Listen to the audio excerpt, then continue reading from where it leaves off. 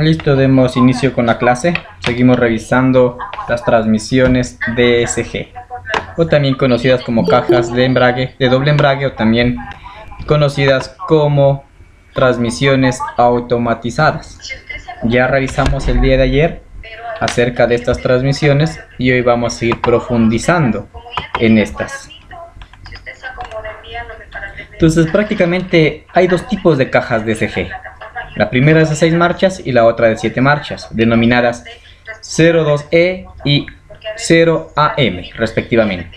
Y todas estas son DSG. ¿Qué es el DSG? Pues un mando electrónico. Por eso les dicen automatizadas. Por eso ese cambio directo automatizado. Eso significa la DSG o Direct Shift Gear. Tenemos el cambio automático de DSG, consta en esencia de dos transmisiones parciales. Nosotros ya observamos el día de ayer que estas tienen pues dos árboles primarios, digamos. El árbol primario número 1 y el árbol primario número 2. El árbol primario número 1, hacía prácticamente las marchas de primera, tercera, quinta y retro. Y el árbol secundario o primario 2, pues hacía lo que es las marchas pares. Teníamos la implementación de estas cajas de tres partes. Teníamos la parte mecánica, la parte de hidráulica y la parte electrónica. Nos daba unas prestaciones similares, digamos, no, mejores, digamos, que una caja manual, y por ende se podría decir que esta es la mejora y la unión a su vez de la caja manual y automática. Entonces, como vemos acá, vemos en la figura, tenemos nosotros el cigüeñal por donde ingresa. Tenemos nosotros nuestro doble embrague, que es la parte, digamos, esencial de estas cajas. Tenemos dos engranes que están prácticamente juntos. Uno tiene un embrague exterior y el otro interior, pero a la vez las dos están girando en las mismas revoluciones. ¿Qué nos garantiza esto? Que la transmisión de potencia no se va a perder. Esa transmisión va a estar, va a estar constante siempre. Por ende no vamos a tener patinaje, no vamos a tener pérdidas por fricción. Simplemente esa es la mejora que nos han puesto en estas cajas. Veamos las partes, pues embrague multidisco exterior, embrague multidisco exterior. Recuerden que esos embragues son bañados en aceite. Tenemos el árbol primario, árbol inversor, o conocido como nosotros conocemos como piñón loco. Y tenemos árbol secundario 1, grupo cónico. Tenemos embrague multidiscos interior, árbol primario 2 y árbol secundario 2. Nosotros tenemos la palanca selectora, compuesta por los siguientes componentes. Tenemos un electroimán para el bloqueo de la palanca selectora. Cuando el vehículo está apagado, pues este electroimán se enciende y nosotros no podemos manipular esta palanca. Uno de la control para el sistema de sensor de la palanca selectora es el J587. Mediante como nos decía, tiene un electroimán. Entonces aquí tiene un sensor de tipo Hall. Es un alojamiento de la palanca selectora que detecta la posición de esta a la señal correspondiente que transmite el sistema mecatrónico a través de un CAN bus. ¿Lo que es el CAN bus? Pues es la parte donde nosotros por donde transmitimos la información de una forma clara, precisa y sin interrupciones. Este electroimán de bloqueo, como dice, con el electroimán se puede bloquear la palanca selectora en la posición parking y neutro. Las funciones del electroimán son gestionadas por la unidad de control para el sistema de sensores. Recuerde, ese es uno de los elementos. Luego tenemos un conmutador de la palanca selectora bloqueada por la posición P. Si la palanca selectora se encuentra en la posición P o parking, el conmutador transmite la señal de la palanca selectora en posición parking hacia la unidad de control para la electrónica de la columna de dirección. Esta unidad la unidad de control necesita esta señal para gestionar el bloqueo anti-extracción de llave del contacto. Recuerden que si nosotros tenemos que este parking también nos sirve para que este se accione, para que esta transmisión quede trabada, para que ella pues ya nosotros podamos dejar nuestro vehículo en una pendiente, en una recta, pero el vehículo ya se va a quedar totalmente trabado. También nos ayuda a esto pues también el freno de mano, que también puede ser electrónico. Como ven, pues esta unidad de control de posición de la palanca, como vemos, es una palanca, es prácticamente una placa. Entonces aquí tenemos sensor de Hall para la posición Tiptronic, unidad de control para el sistema del sensor de palanca selectora J587 y los demás sensores Hall de las diferentes posiciones. Entonces, situado en el interior del conjunto de la palanca selectora, está formada por 17 sensores Hall, imagínense, 3 imanes y la electrónica de control, que es la placa netamente. Los sensores Hall están alineados en 3 filas. Nosotros vemos acá, pues, como nos dice, los sensores Hall son 17 y están alineados en 3 líneas. O en 3 filas, como se dice. Una de 6, otra de 7 y una de 3. Sobre cada fila se desplaza el junto de la palanca selectora cada uno de los imanes para la fila de 6 y 7 Hall. Generan una señal plausible de la posición que ocupa la palanca selectora para ofrecer así mayor fiabilidad. También tiene el sensor de la parte Tiptronic cuando nosotros queremos hacer prácticamente una conducción manual. Entonces nosotros ahí tenemos sensor Hall de posición Tiptronic, prácticamente una conducción sin una simulación, digamos, de una conducción manual, porque igual toda la gestión electrónica sigue realizando las variaciones conforme nosotros movamos la palanca, sea en posición ascendente o sea en posición descendente. La electrónica, como les dice, reconoce señales de la posición de palanca, lo envía este mensaje a través del CAN bus y lo vuelve a la línea de tracción. Este mensaje es empleado para la Mechatronic, para el cambio automático, cuadro de instrumentos, unidad de control de motor, como la unidad de control gestionadora de iluminación de la palanca selectora. Entonces aquí tenemos la varilla del bloqueo. Entonces tenemos el bloqueo mecánico de la palanca selectora, tal y como se conoce en los vehículos automáticos. La palanca selectora dispone del bloqueo mecánico. En cambio, en la posición de parking y retro requiere pulsar la tecla del pomo para liberar el enclavamiento mecánico existente en la consola. Entonces nosotros tenemos una varilla aquí que nos permite bloquear netamente la palanca. La introducción de la tecla produce el levantamiento de la varilla de bloqueo, permitiendo el desplazamiento de la palanca selectora. También es necesario pulsar la tecla para realizar cambios de drive, sport, no de sport a drive, y de neutro a retro. Aquí tenemos tenemos la varilla de bloqueo, tenemos la parte del enclavamiento de color amarillo, tenemos la posición de Sport, tenemos posición de Drive, Neutro, Retro y Parking. Al momento que ponemos nosotros en Parking, nos va a servir este enclavamiento para que la palanca se quede ahí. Sacamos 3 candidatos. Me ayudan, papitos. Yo sé que están ustedes también. Tenemos el electroimán para el bloqueo de la palanca selectora. Seguimos revisando. Tenemos la palanca metálica para el bloqueo en neutro, palanca metálica para el bloqueo en parking y el electroimán de bloqueo, que esto nos va a ayudar a hacer este bloqueo, que se quede la palanca ahí y no se pueda mover.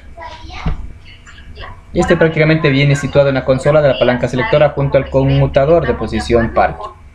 Su misión es obligar al conductor a pisar el freno antes de sacar la palanca de posición P.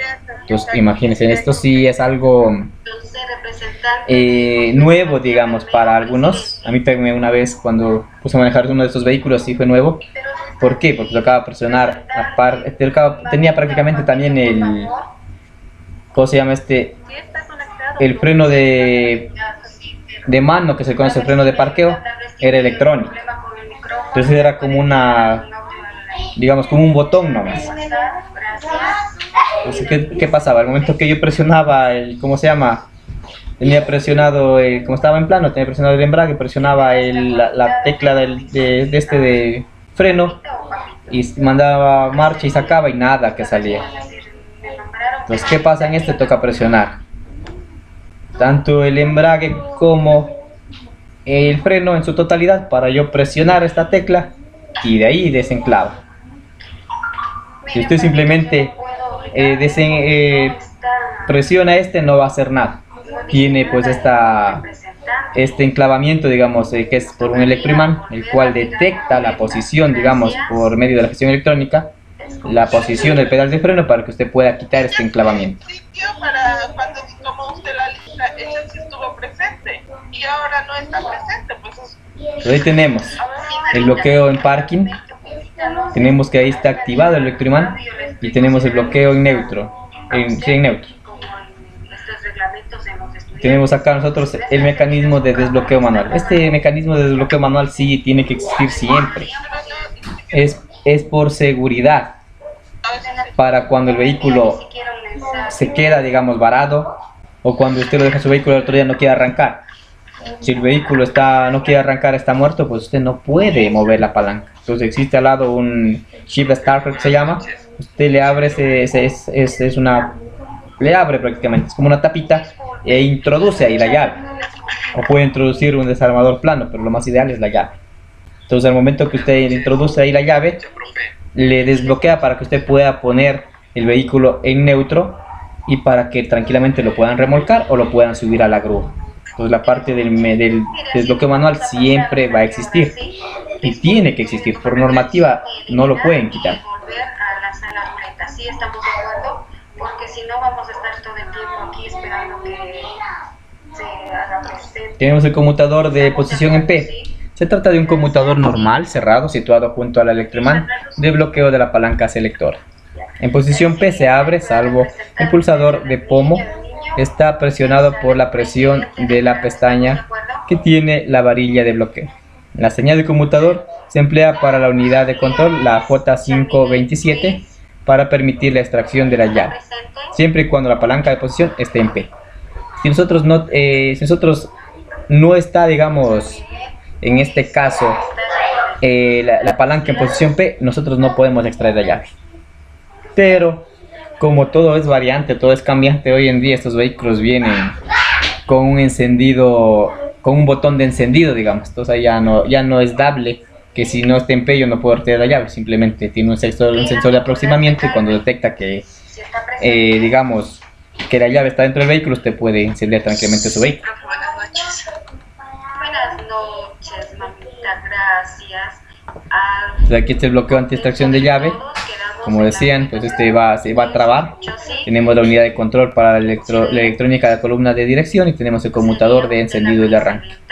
Entonces cuando está en la posición la palanca de P, nos permite extraer la llave. Aquí vemos un electroimán. Este electroimán, pues mientras no esté en parking, no va a liberar la llave, va a estar como pegada ahí.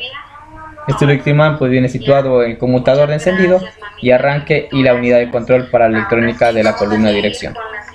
La forma prácticamente es una bobina y un perno metálico en su interior.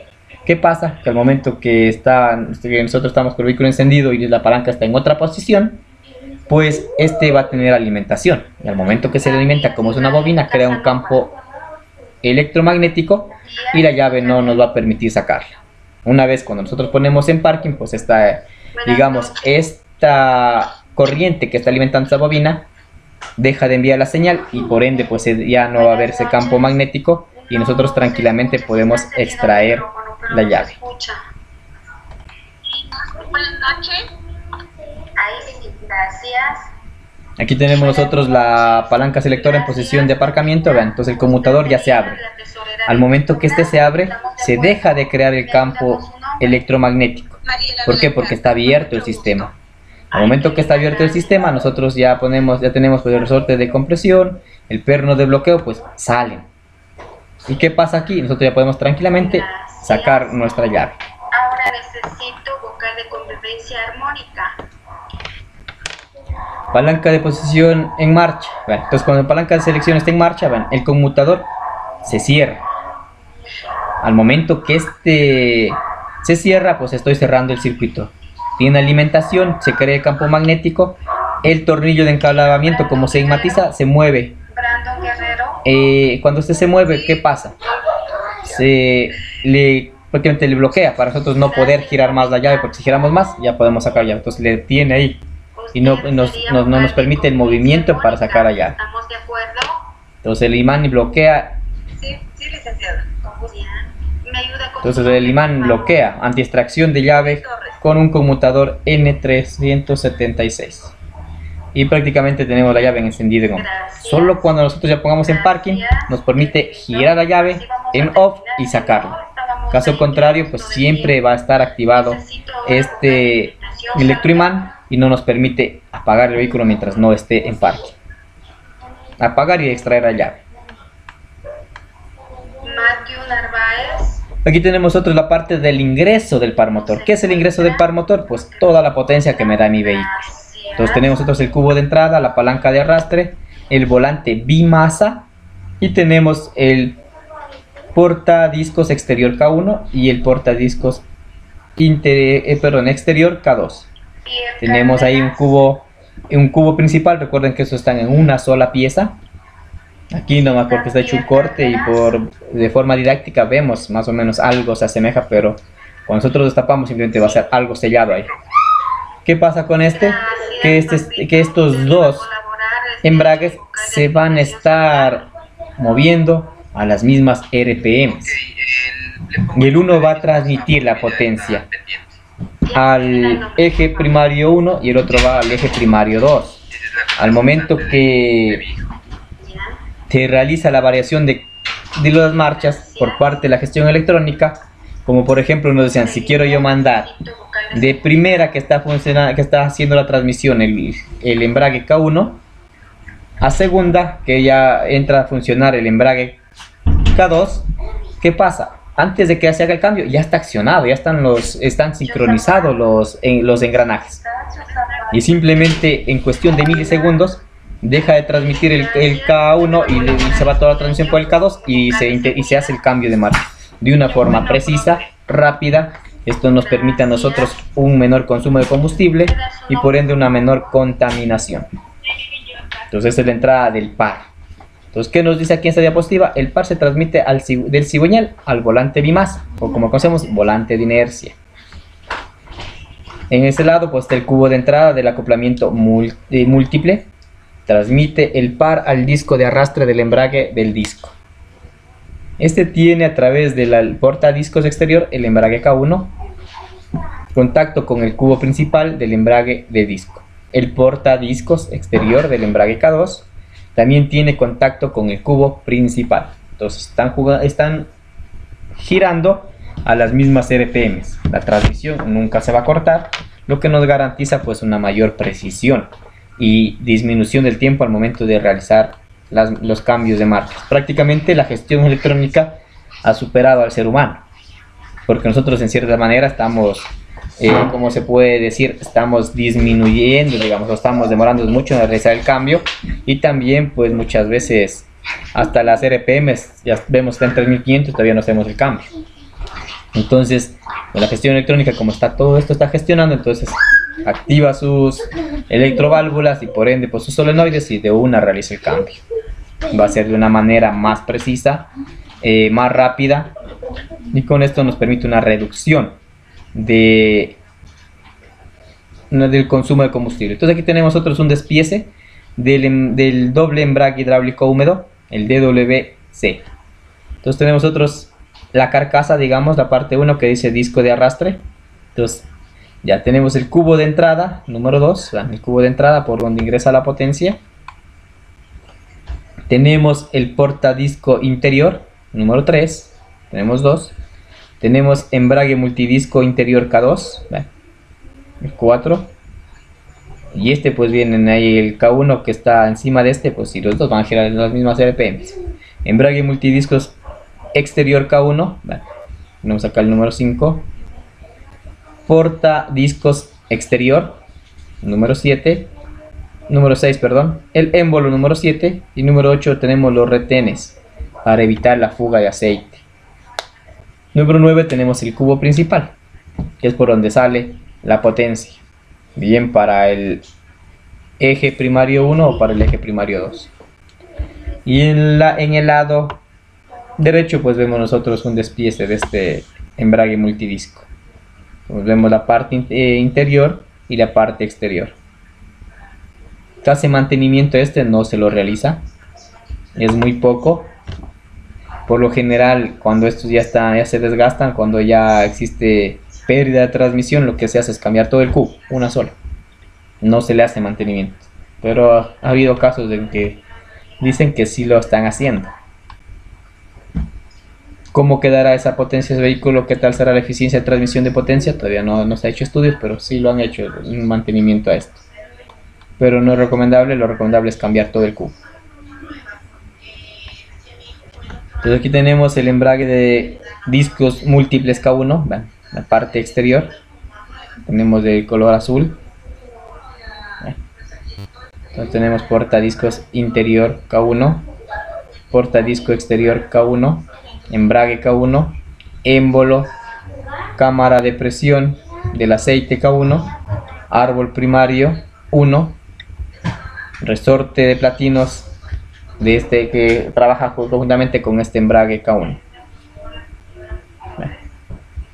Es un embrague multidiscos. Entonces el K1 es un embrague exterior y transmite el par al árbol primario 1 para las marchas impares y la marcha atrás. Para cerrar el embrague se mete aceite de presión a la cámara de presión de aceite del embrague K1. Como consecuencia se desplaza el émbolo 1 y comprime el paquete de discos de embrague K1. El par se transmite a través del paquete de discos del portadiscos exterior al árbol primario 1. Al abrir el embrague, el resorte de platinos vuelve a la presión del émbolo 1 y a su posición inicial. Entonces, ¿qué pasa? Para que este embrague funcione y transmita en su totalidad, necesitamos mandar nosotros una presión de aceite. Al momento que se corta la presión de aceite, pues deja de transmitir. Entonces, con eso es lo que prácticamente la TCM va a estar jugando. Entonces, va a estar mandando la presión bien a la cámara de presión K1 o bien a la cámara de presión K2. Pero los dos van a estar girando. Simplemente uno está enclavado, digamos, embragado, y el otro va a estar desembragado. Al momento que se va a hacer la transmisión, como hacía el cambio de marchas de primera a segundo, pues está trabajando el K1, está transmitiendo en su totalidad. El K2 está girando las mismas RPMs, pero no está transmitiendo. Antes de que transmitir, antes del cambio, en milisegundos, hace ya de la parte de enclavamiento, de posicionamiento de los embragues. Y al momento que ya corta la transmisión para el K1 y le envía directamente a K2, pues los embragues, perdón, los rodamientos o los engranajes de segunda ya están enclavados, ya están prácticamente funcionando y ya sale prácticamente nuestra marcha en segunda y no perdemos la transmisión en ningún momento. Para cerrar el embrague se mete aceite a presión, ya vimos, bueno, se mete aceite a presión tanto en A1 como para 2 para cambiar la transmisión. Aquí tenemos el embrague K2, entonces el K2 es un embrague interior y transmite el par del árbol primario 2 para las marchas pares. Para cerrar el embrague se mete aceite a presión a la cámara de presión de aceite K2. A continuación el émbolo K2 cierra el contacto a través del paquete de discos del árbol primario 2. Los muelles helicoidales presionan el émbolo 2 y al abrir el embrague de nuevo va a su posición inicial. Entonces, ¿qué pasa? Al momento que nosotros metemos aceite, ya es el mismo funcionamiento del 1. Vamos a meter aceite a la cámara de aceite a presión, va a hacer que se comprima este muelle que vemos aquí. Al momento de comprimirse este muelle de la figura derecha, el muelle que vemos acá, prácticamente se comprime y va a hacer que estos platos también se compriman. Al momento que se compriman va a transmitir la potencia. Al momento que deja de enviar aceite a alta presión, este vuelve a su posición inicial y deja libre los embragues multidiscos y se corta la transmisión de potencia y se va por el embrague K1. Entonces aquí tenemos nosotros el árbol primario. Entonces tenemos el par del motor se transmite a través del embrague multidiscos K1 y K2 al correspondiente árbol primario. Los dos árboles primarios están inducidos uno entre otro. Entonces, aquí, como vemos la inducción, aquí tenemos la parte ploma, es el árbol primario 1. Que este prácticamente va a ser la transmisión hacia las marchas impares y retro. Y tenemos en este mismo, tenemos el árbol primario 2. Entonces prácticamente el árbol primario 2 es un eje hueco. ¿Por qué? Porque lo atraviesa el árbol primario 1. Y de ahí pues los dos están girando las mismas RPMs. Nos dice, el cojinete fijo puede absorber fuerzas procedentes de todas las direcciones. Nos dice el árbol primario 2, como vemos está aquí de color amarillo. Todo lo que es amarillo es el árbol primario 2. El cojinete flotante, dice, en virtud de que es un cojinete de rodillo únicamente, puede alojar fuerzas en dirección radial y no axial. No es como el caso de un cojinete de rodillo oblicuo. Tenemos el árbol primario. Entonces aquí vemos nosotros un corte para que se pueda evidenciar el árbol primario 1 que está prácticamente ingresando en el árbol primario 2. Entonces, el árbol primario 2 es un eje hueco que atraviesa el árbol primario 1. Entonces, por ende, los dos están siempre girando a las mismas, están girando para transmitir la potencia, digamos. Entonces, el árbol primario 1 va a trabajar con las marchas impares y marcha atrás, y el árbol primario 2 va a transmitir para que se haga el cambio hacia las marchas pares.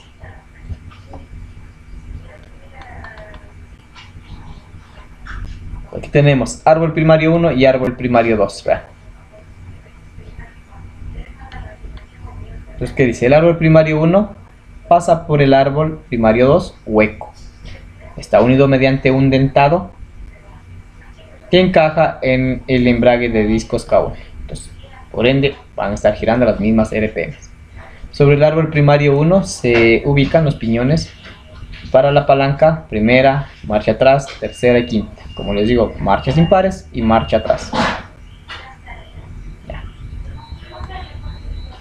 Para el reconocimiento del número de revoluciones de este árbol primario se ubica un piñón impulsor en el sensor 1 de régimen del árbol primario G501. Entonces, como ven, aquí en el árbol primario 1 nosotros tenemos ya nuestro primer sensor. Que lo que nos ayuda es ver controlar, digamos, que estos dos árboles estén girando las mismas RPMs. Tenemos el árbol primario 2, es un eje hueco y acopla a través de un dentado enchufable con el embrague de discos K2. Sobre el árbol primario 2 pues se ubican los piñones para las marchas pares. Para el reconocimiento del número de revoluciones del árbol primario se ubica un piñón de impulsión para el sensor 2 de régimen del árbol primario G502. Pues tenemos ya nosotros nuestros sensores, el G501 y el G502. El G501 pues es el que sensa las revoluciones del árbol primario 1 y el G502 es el que sensa las revoluciones del árbol primario 2.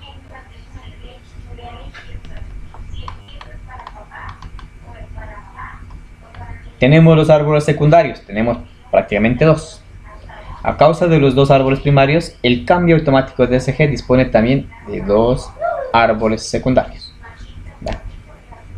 Mediante el uso del combinado de los piñones de marcha primera y la marcha atrás, al igual que para la marcha 4 y sexta, los árboles primarios pudo acortarse la longitud de construcción del cambio.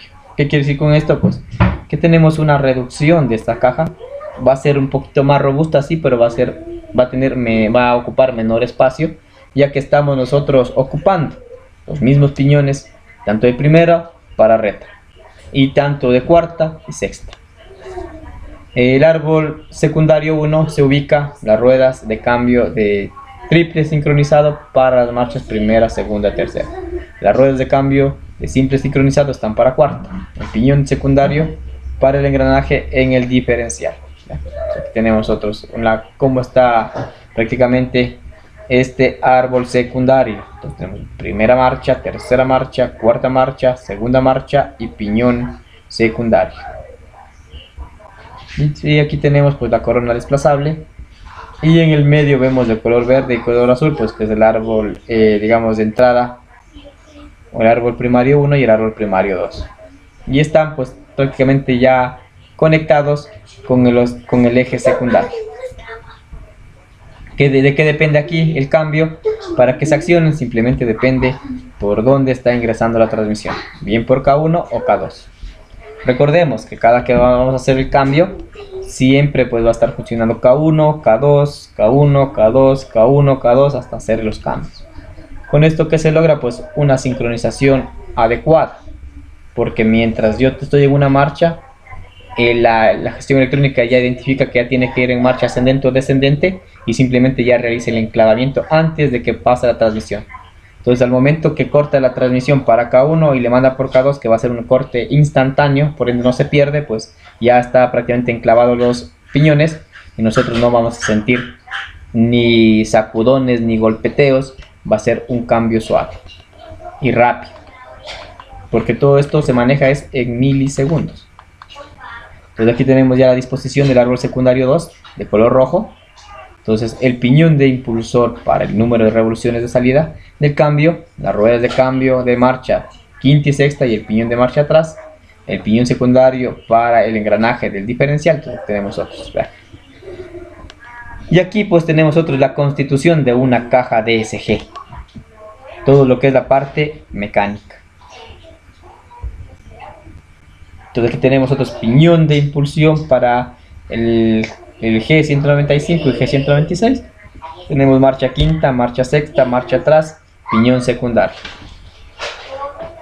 Aquí tenemos la posición de montaje de cambio, ¿verdad?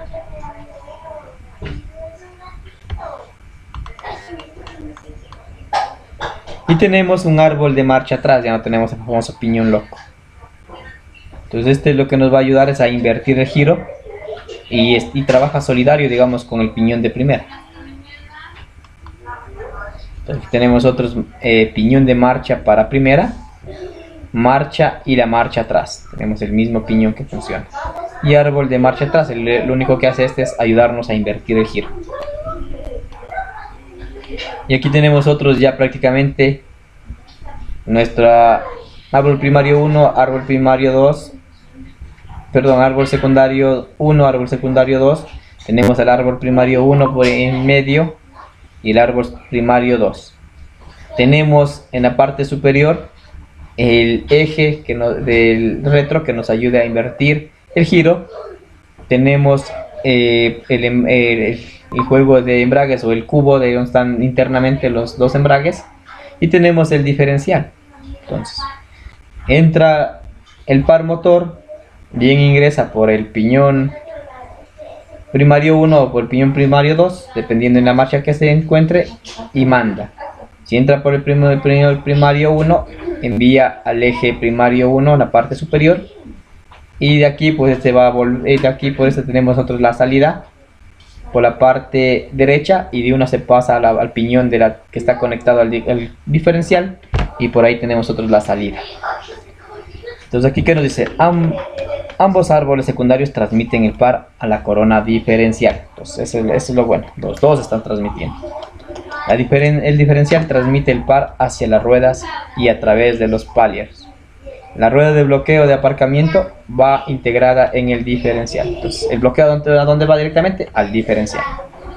Entonces aquí tenemos nosotros en la figura de la derecha pues todo lo que es estos árboles primarios, secundarios, el eje de retro y el diferencial.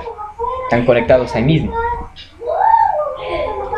Por ende pues esta es una denominación transversal. Tenemos ahí mismo, puede ser un motor de tracción delantera, un motor delantero.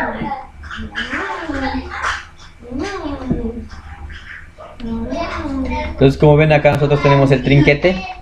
Este trinquete que es para el parking y prácticamente va a bloquear lo que es el diferencial directo a la, y prácticamente este viene en el diferencial.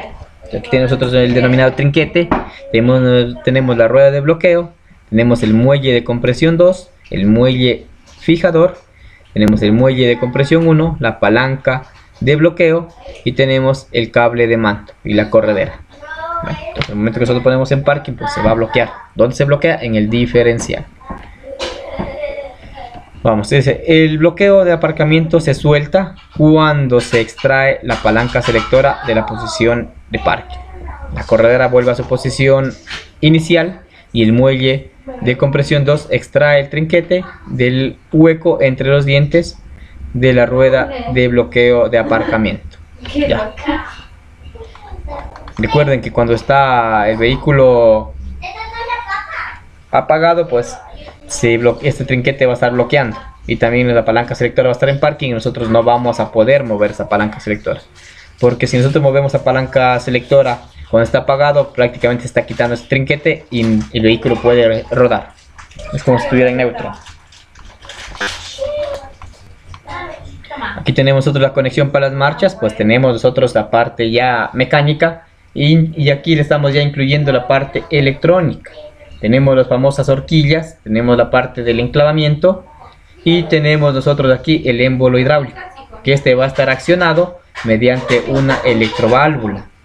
Y también tenemos un sensor de recorrido que se le va a indicar cómo se está moviendo.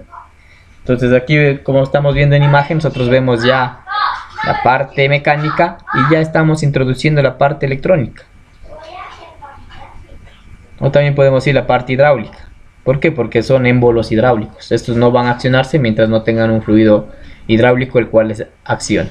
¿Y quién va a llevar este fluido hidráulico? Pues las válvulas hidráulicas.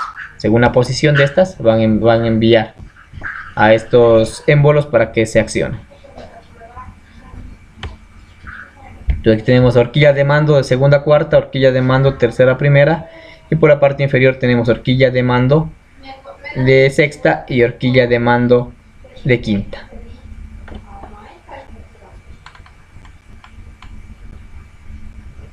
Tenemos también aquí pues ya el funcionamiento.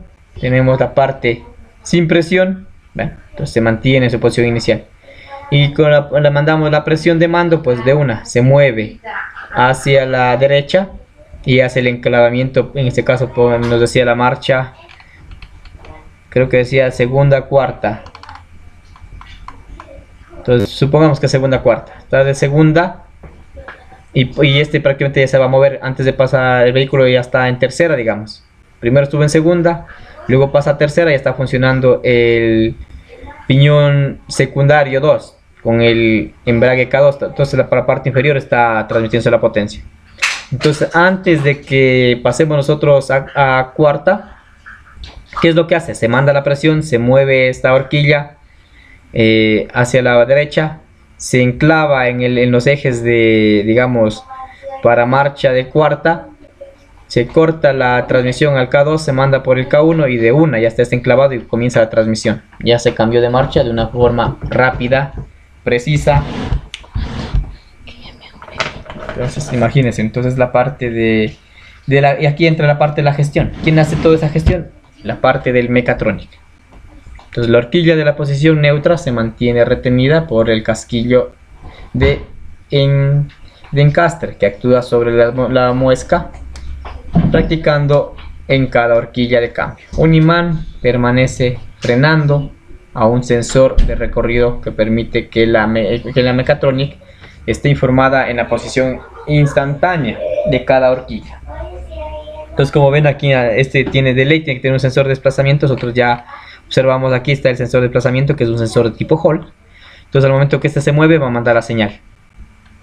Y la parte del mecatrónica prácticamente va a tener control y va a saber en qué posición se encuentran estas horquillas, y según eso va a ir variándolas para que para que la gestión electrónica realice los cambios de una manera precisa. Ahorita voy a ingresar al aula virtual, ya, listo. Entonces tenemos horquilla de mando en posición neutral sin presión. Cuando le mando la presión, manda la horquilla de mando durante el ciclo de cambio. Entonces se cambia y vamos a tener una transmisión, cambio de posición. Aquí tenemos el flujo de fuerza, cómo entra y cómo sale. Entonces aquí tenemos marcha primera. En marcha primera ingresa por el embrague K1. Al momento que ingresa por el embrague K1, entra al árbol primario 1 y esta va a transmitir, digamos, al árbol secundario 1 y por aquí sale directo al diferencial. Y del diferencial pues a los neumáticos, a los palieres, digamos, de ahí a los neumáticos. Entonces sería en marcha en primera. Entonces vemos el recorrido que se traza, que nos dice aquí: la transmisión para el cambio lleva a cabo ya que sea a través del embrague exterior K1, obtiene a través del embrague interior K2. Cada embrague impulsa un árbol primario. El árbol primario interior es impulsado por el embrague K1 y el árbol primario 2 es impulsado por el embrague exterior K2. La retracción de la fuerza hacia el grupo diferencial se realiza a través del árbol secundario 1 para las marchas primera, segunda, tercera y cuarta, y el árbol secundario 2 para las marchas quinta, sexta y atrás. Entonces vamos a ver en segunda qué es lo que pasa. Marcha en segunda. Prácticamente estamos variándonos. Estamos trabajando con K1, de una va a trabajar para segunda con K2. Entra por el embrague K2, ese transmite a su propio árbol, que es el árbol primario 2, y este va a enviar, digamos, esa transmisión al árbol secundario 1 y este directamente al diferencial. Entonces ahí tenemos nosotros la salida con la segunda marcha. Bien. Muchos dirán, pero ¿cómo va? Está entrando por el K2, va al árbol primario K1, K2 y tendría que salir por el árbol secundario K2. No, entonces sale directamente por el árbol secundario 1. Entonces de una sale a la transmisión. En tercera, estábamos con K2, entonces de una regresa a K1, al embrague externo. Entonces entra por ese embrague externo K1, va a su árbol primario 1 y la salida va a ser por el árbol secundario 1 y directamente al diferencial. Tengo marcha en tercera. Veamos qué pasa en cuarta. Como estábamos en tercero con K1, entonces en cuarta va a ir directo con K2. Entonces entra al árbol primario 2 y transmite el árbol secundario 1 y este directamente al diferencial. Para quinta regresamos al embrague K1. Ingresa por K1, se va al árbol primario 1 y la salida ya no va a ser por el árbol secundario 1, sino por el árbol secundario 2. Entonces va al árbol secundario 2 y de ahí se transmite directamente al diferencial. Recuerden que decía que el árbol secundario 1 y el 2 pues están conectados directamente al diferencial. Ya. Entonces ya estoy yo prácticamente en la marcha 5. Ahora vamos a ver qué pasa en 6. Es algo parecido.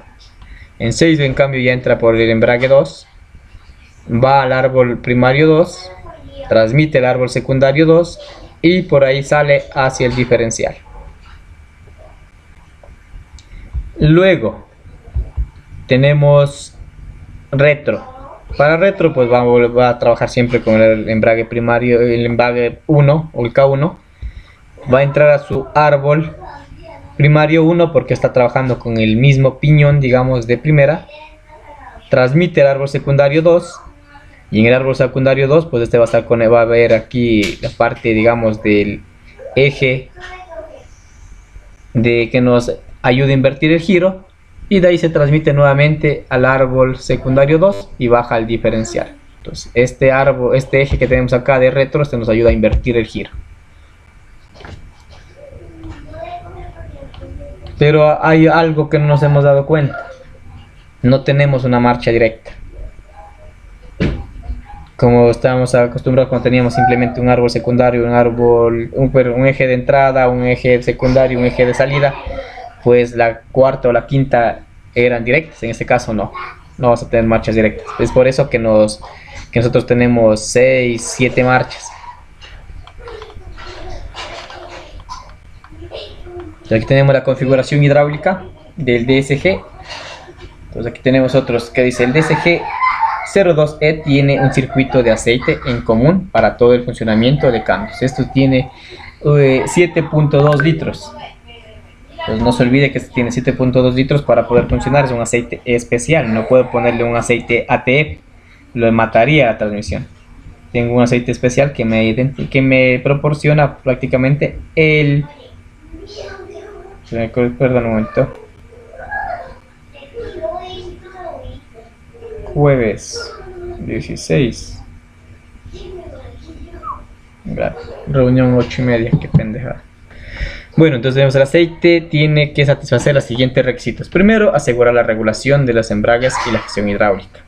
Tener una viscosidad estable en toda la gama de temperaturas. Resistir cargas mecánicas de alto nivel. No permitir la espumificación. Un radiador de aceite sometido a flujos de líquido refrigerante del motor se encarga de que la temperatura del aceite no sobrepase los 135 grados centígrados. ¿Cuáles son esas partes de la parte hidráulica de esta caja? Tenemos otro radiador de aceite, tenemos actuadores de cambio, tenemos la caja de selección, tenemos la bomba de aceite indispensable para que nos ayude a circular este flujo hidráulico, depósito colector de aceite, tubo surtidor de aceite para refrigeración de los piñones y filtro de aceite a presión. Entonces estos son los componentes de la parte hidráulica de una caja DSG. La bomba de aceite es una bomba de... Nos dice, es una bomba de células de media luna, posibilita un caudal máximo de 100 litros por minuto a una presión máxima de 20 bares. Bueno, la presión sí es elevada. Estamos trabajando, bueno, también en la actualidad ya se está utilizando bombas de paletas que también nos dan las mismas prestaciones y nos mantienen con un flujo constante. Esta bomba de aceite, ¿qué es lo que nos permite? Pues llevar el fluido y con ello pues está alimentando los embragues multidiscos, la refrigeración de los embragues, el grupo hidráulico de cambios y la lubricación de los piñones. La bomba de aceite se acciona a través de su eje dispuesto en el interior de los árboles primarios, que marcha a régimen del motor prácticamente. Eso es prácticamente, en otras palabras, la única que trabaja con una relación de transmisión directa es la bomba de aceite. ¿Por qué? Porque esta tiene un eje que está, digamos, enclavado con los embragues. Y este es el que le da el movimiento, digamos, al momento que recibe la transmisión, también está moviéndose en las mismas RPM del embrague. ¿Qué quiere decir? Está transmitiendo la potencia del motor. Entonces va a funcionar igual a las RPM que el motor, esta bomba de aceite, al mismo régimen del motor. Tenemos la unidad mecatrónica. Entonces aquí vemos nosotros un cuerpo de válvulas o una unidad de control de electrohidráulica. Tenemos la unidad de control electrónica o la mecatrónica. Entonces la mecatrónica se encuentra en el cambio bañado de aceite DSG. Se compone de la unidad de control electrónico y la unidad de control electrohidráulico. En la unidad de control electrohidráulico se recogen todas las señales de los sensores y de las otras unidades de control. Esta unidad compacta dispone de 12 sensores, de los que solo 2 se encuentran fuera de la mecatrónica. Eso vimos el día de ayer. Luego tenemos la parte del control electrohidráulico o la parte donde vienen los solenoides y las válvulas hidráulicas. Entonces gestiona y regula de modo hidráulico 8 mecanismos selectores a través de 6 válvulas de modulación de presión y 5 válvulas de mano, al igual que la presión y la refrigeración de ambos embragues. La utilización de un aceite inadecuado lo que hace es dañarnos esta parte de la unidad mecatrónica. ¿Qué pasa? Si es un aceite inadecuado, pues va a perder pronto sus propiedades y nos va a causar la oxidación de estos elementos. Una vez que se oxidan estos elementos, pues se nos acabó la transmisión. Tenemos que comprar otra. Entonces aquí vemos un diagrama del control hidráulico. Entonces tenemos nosotros la bomba de aceite. Aquí prácticamente está a 0 RPM. Al momento que este va a funcionar, pues tenemos nosotros un inyector para la refrigeración, tenemos el depósito, tenemos un filtro, debemos tener un filtro aquí. Luego de que nosotros hacemos funcionar esta bomba, tenemos la válvula de descarga e inicia a recorrer por el circuito este aceite. Entonces, dependiendo las posiciones de estas válvulas, nosotros tenemos unas válvulas de posición, veamos si no me equivoco. Tenemos unas válvulas de una entrada, dos posiciones. Dirán, pero tiene abajo, tiene otra entrada. No, ese es para el drenaje. Para cuando ya no se utiliza, pues que el aceite retorne a la parte del tanque, digamos, o la parte del cárter. Entonces, válvula reguladora de presión 3, vean, aquí tenemos otro, el movimiento de esta va a hacer que se accione ese regulador. Entonces el aceite va a ir corriendo. Tenemos válvula de regulación de presión 5, tenemos válvula de reguladora de ramal 1, tenemos válvula reguladora de presión 6, válvula de seguridad de ramal 2. Entonces, como ven, tenemos acá válvulas hidráulicas, las cuales se van a desplazar y van a hacer que el fluido vaya por otro camino, digamos. Y al momento que va por el camino donde se encuentra la válvula reguladora, pues, o el solenoide, va a hacer que este se active. Tenemos también electroválvula 1, electroválvula 2, electroválvula 3, electroválvula 4. Estas van a trabajar. No van a ser activadas, digamos, de forma manual, sino de forma electrónica, mediante la señal que reciban de los sensores. Tenemos el multiplexor, que es una válvula distribuidora general. Es la que se encarga de distribuir a todas estas válvulas que antes mencionamos. Y en estas pues tenemos nosotros lo que es el émbolo hidráulico. Los émbolos hidráulicos pues son los solenoides que estoy mencionando. Entonces este es un diagrama, digamos, de un circuito hidráulico. Tenemos una válvula corredora de presión. Vean, algunas tenemos aquí. Acá vean, tenemos otros válvula reguladora de presión. Tenemos de ¿cuántas entradas? De 1, 2, 3 entradas y 2 posiciones. Entonces, ¿cómo es el funcionamiento? La bomba aspira del depósito de aceite al colector a través del filtro del lado de aspiración y la impulsa, digamos, hacia la válvula de compuerta de presión principal, la cual regula la presión de trabajo en el circuito hidráulico de cambio automático y que es accionada por una válvula reguladora de presión 3. La válvula de descarga garantiza que la presión del circuito no supere el umbral de funcionamiento. Entonces tenemos una válvula de descarga. También tenemos la presión del circuito, depende de la posición de la válvula compuerta de presión principal. La presión máxima del circuito de trabajo se obtiene cuando la válvula está cerrada. Más o menos tenemos una presión de 20 a 30 bares, que es la presión de trabajo. Y de ahí, como se va digamos, este fluido hidráulico se va a ir subdividiendo, pues ahí tenemos diferentes tipos de presiones, las cuales ya van a ser más bajas. Van a tener presiones de 3 a 6, de 5 a 8, no más. Pero la mayor va a ser la de 20 a 30, que es la presión de todo el sistema. Tenemos también eyectores de refrigeración de piñones. Tenemos filtros de aceite exterior, radiador de aceite. Tenemos válvulas de compuerta para la refrigeración de los embragues. Tenemos también, mientras tanto, el conjunto de presión de trabajo hay intercaladas de las siguientes válvulas: multiplexor, el principal, válvula de seguridad de ramal 1 y válvula de seguridad de ramal 2.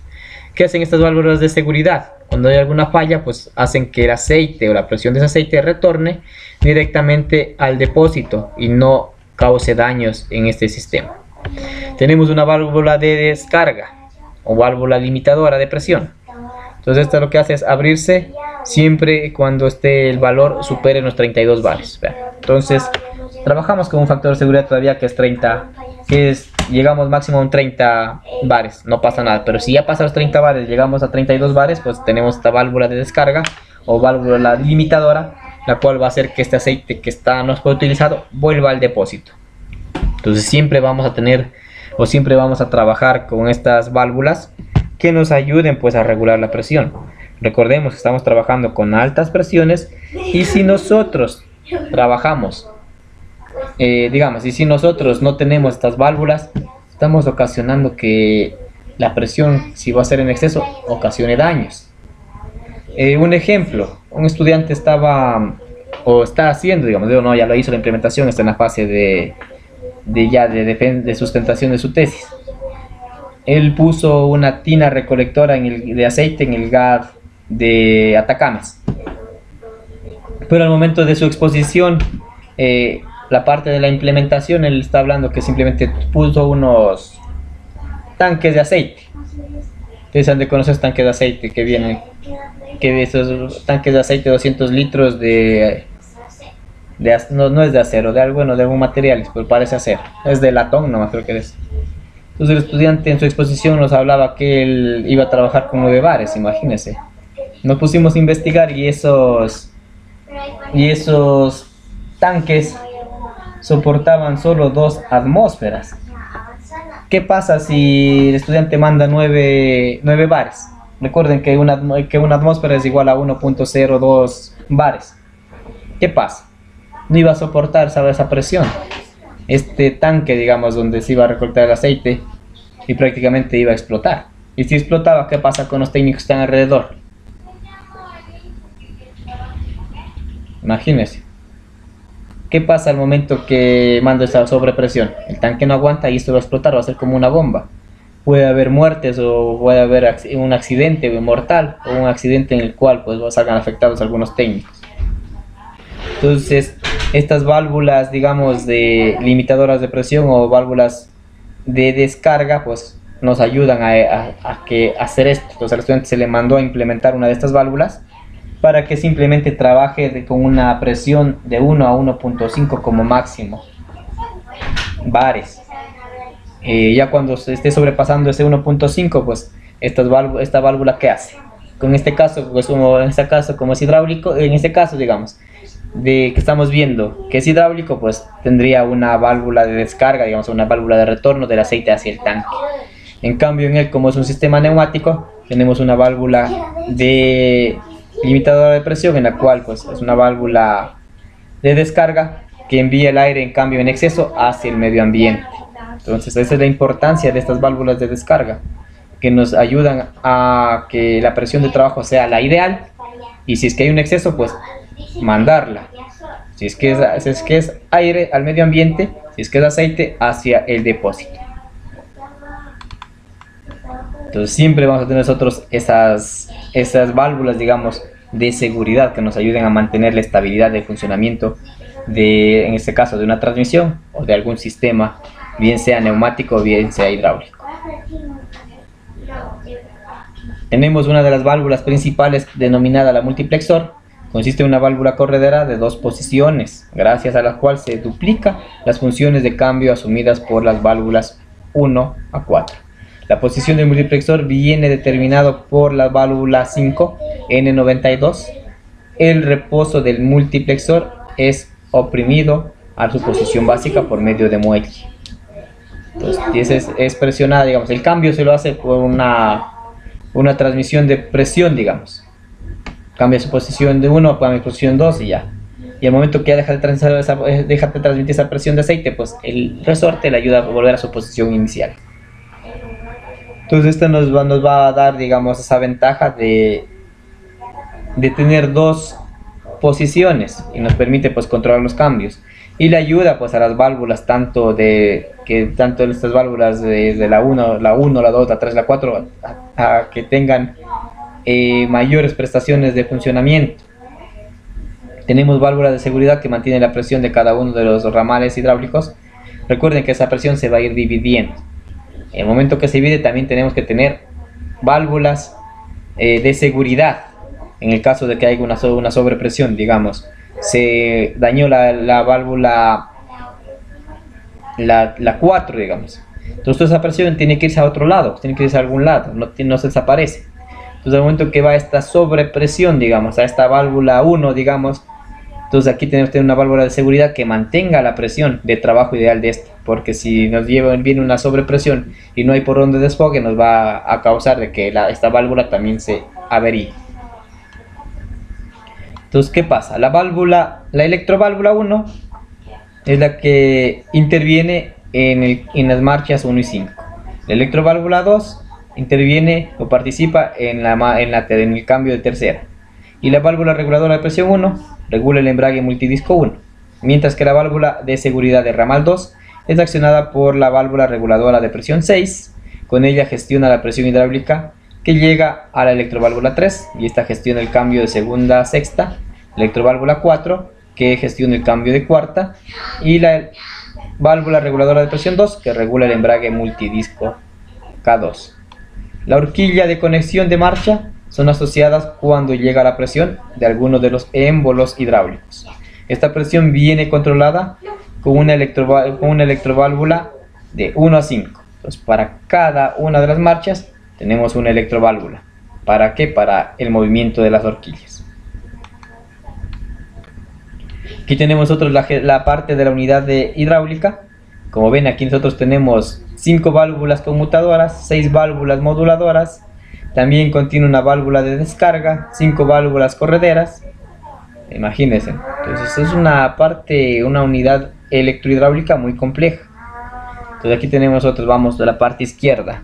Tenemos válvula reguladora de presión 1, válvula reguladora de presión 2, válvula reguladora de presión 3, electroválvula 2, electroválvula 5, válvula reguladora de presión 1, electroválvula 1, válvula reguladora de presión 4, válvula reguladora de presión 6, electroválvula 4 y electroválvula 3. Entonces, tenemos prácticamente ahí mismo las electroválvulas.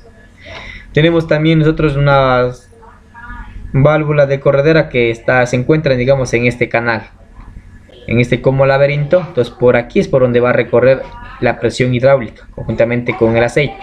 En el momento que se muevan estas válvulas de corredera, van a hacer que por el camino por donde está transcurriendo el aceite, pues si cambia a la segunda posición, se interrumpe el flujo por ese camino y se va a ir por otro, haciendo la activación tanto de los solenoides para las diferentes válvulas y también para las correderas, también para el accionamiento o la parte de embragar o desembragar de los embragues. Esta gestión electrónica prácticamente ha superado al ser humano en la parte de realizar los cambios de una caja. Prácticamente estamos utilizando una caja manual o prácticamente la piñonería de la caja manual acoplada a esta gestión electrónica para que sea más eficiente. Tenemos la válvula reguladora de presión principal, la válvula N217. Entonces esta es la que va a controlar la presión de todo el sistema, digamos. Si nosotros trabajamos de 20 a 30, pues si se pasa a 32, esta es la que se va a abrir. Al momento que esta se abre, va a hacer que el aceite vuelva al depósito inicial o prácticamente a su cárter. Entonces, con ayuda de regulación de presión principal, el sistema hidráulico es prácticamente por la ayuda del Mechatronic. Es una válvula de modulación. El factor principal para el cálculo de presión principal es la presión actual de los embragues, la cual depende a su vez del par suministrado por el motor. ¿Por qué esta va a censar la presión directa de la bomba?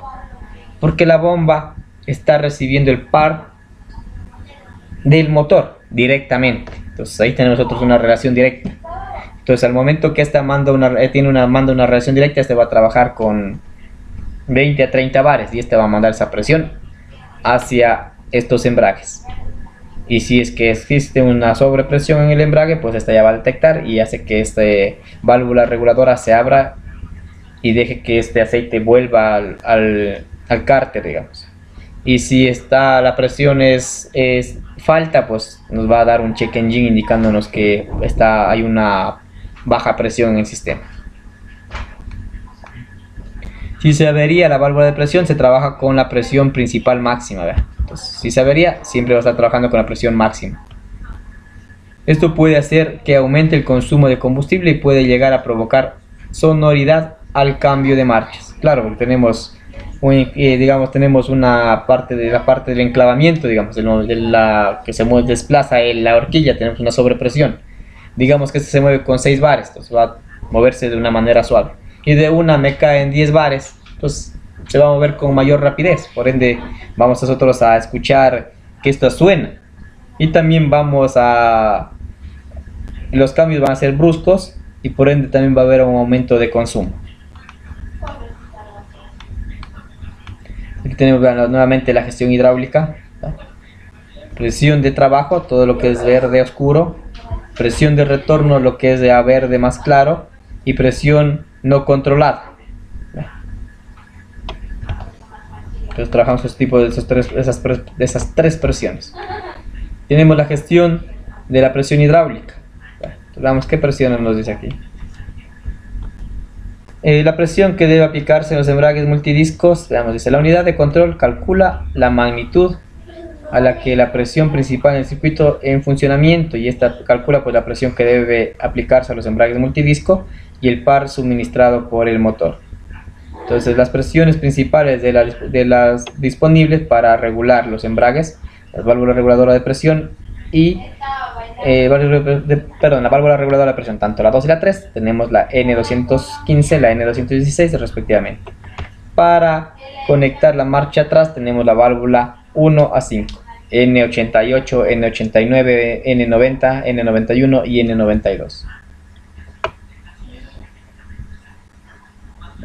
Bueno, para la válvula, aquí tenemos la válvula 2 para el embrague K2, la válvula 1 para el embrague K1, y estas se las conoce con N216 y N215.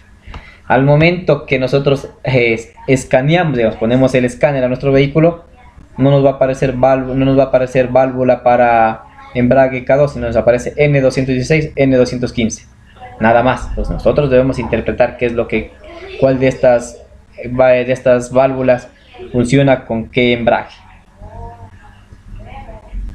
Si se avería una válvula de presión, se desactiva el ramal afectando el cambio. Entonces vean, el ramal es todo un lado. Acá tenemos, digamos, contando desde las válvulas rosadas, desde la segunda, desde la tercera y cuarta, digamos, este es el ramal 2, y la primera y segunda es el ramal 1. Entonces cuando se va supongamos se va esta válvula 3, esta válvula rosada, entonces todo este ramal de acá ya no va a funcionar. ¿Qué pasa con eso? Pues que nuestra caja va a fallar y ya no vamos a tener el cambio de marchas en su totalidad. Va a entrar en un modo seguro que nos va a dar pues de una marcha primera, segunda y tercera y no más.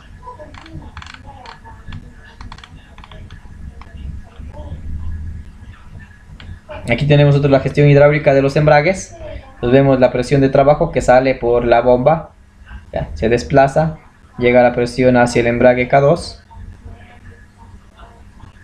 Y tenemos aquí también donde está el embrague K1, válvula reguladora de presión, tenemos presión hacia el embrague K2. Entonces tenemos una presión elevada, ya, tanto para el embrague K1 como para el K2. Y dependiendo el movimiento de esta válvula que tenemos en la parte inferior, va a hacer que estos cambien, digamos, la dirección de esas electroválvulas, y vamos nosotros a poder hacer esa transición de marchas utilizando el embrague 1 y el embrague 2.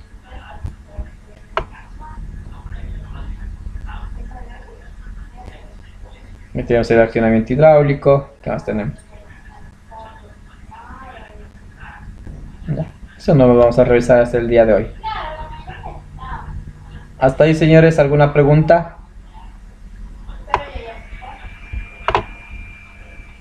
Señorita Castillo, señor Valencia, señor Carranza, ¿alguna duda? ¿Algo que no esté claro? Ninguna, profesor. Si hay dudas, yo sé que hay dudas. Listo, señores, entonces como ven estamos revisando lo que es la DSG. ¿Qué nos interesa a nosotros de estas DSG?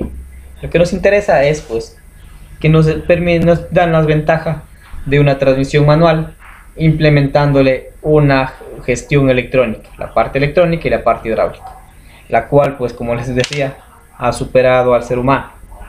Nos ayuda a realizar los cambios de manera más rápida, más eficiente y sin pérdidas de tracción. Es lo que nos interesa. De ahí el resto que estamos viendo, pues lo que nos debe interesar es que tiene parte mecánica, parte electrónica y parte hidráulica.